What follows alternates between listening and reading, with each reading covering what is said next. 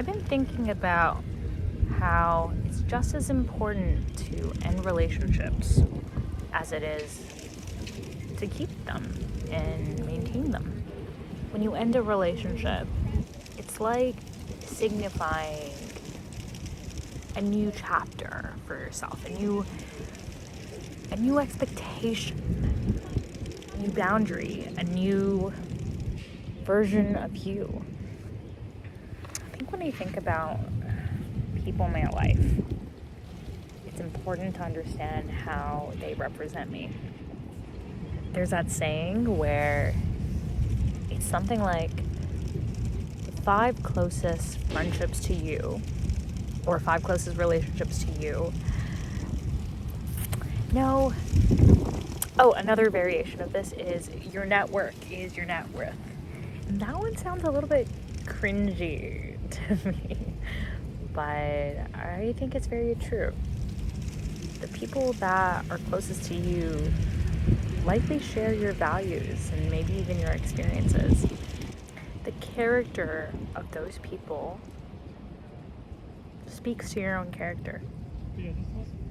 But I do think all of us start with relationships that stem from convenience.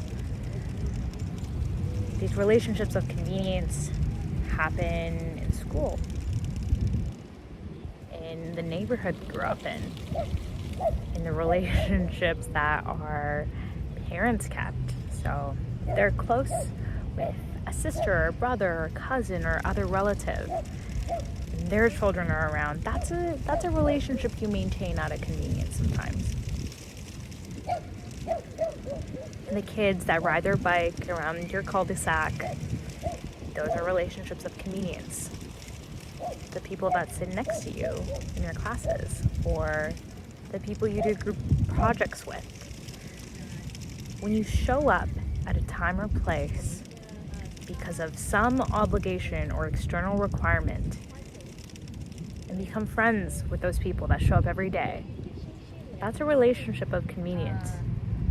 It only becomes something stronger than that after that obligation ends. I think most people live their lives just maintaining those relationships of convenience because it's easy, because it feels dependable in a way. This level of predictability that you get just from knowing somebody for a long time makes them feel dependable. But that isn't really an accurate representation of somebody's character. Imagine meeting somebody from Twitter DMs or online or through a serendipitous event, connecting with them, and then going through a process of having to trust them, finding out that they're reliable to you,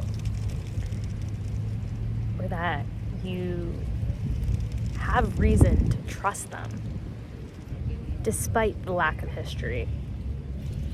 That's more valuable. That's dependent on their character. That's dependent on the shared values that you've observed or discussed.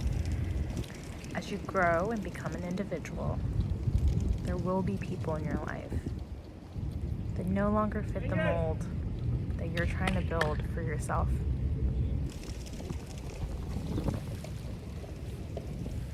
There's so many doggos here. I think I have a pretty strong moral compass, to the point when somebody around me acts in a way that is harmful or I consider to be immoral, it really does bother me. Even if their actions don't have a direct impact on me, like I try to think of it like this person having the same spot in my life as all my other friends or best friends, the people that care about me, the people that I highly admire and respect. It's not fair to them to have have a person in my life who I've lost that respect for. Just because it's convenient for me to not say anything, just because it's convenient for me to maintain that bond.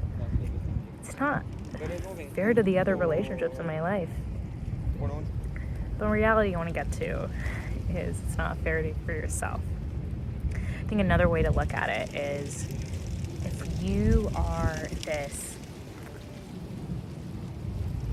special person, if you believe that you are a kind, friendly, valuable person, and you want to attract similar, kind, friendly, valuable people in your life, those type of people would only want similar people to be in their life.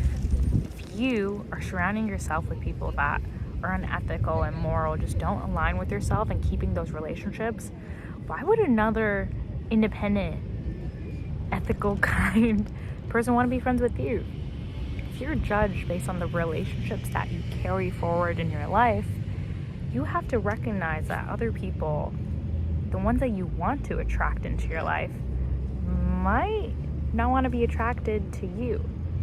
You might be judged for having relationships with people that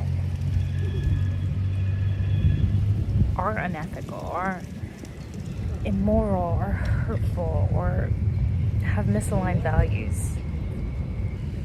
I feel like that wasn't the best way to explain my thought.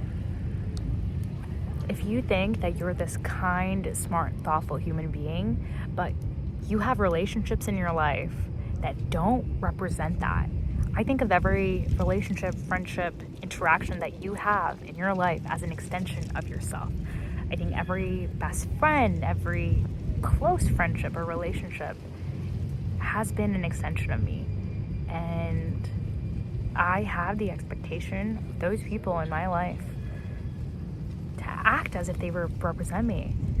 I want any stranger to meet them and to know that that's what it's like to meet me in the best way possible.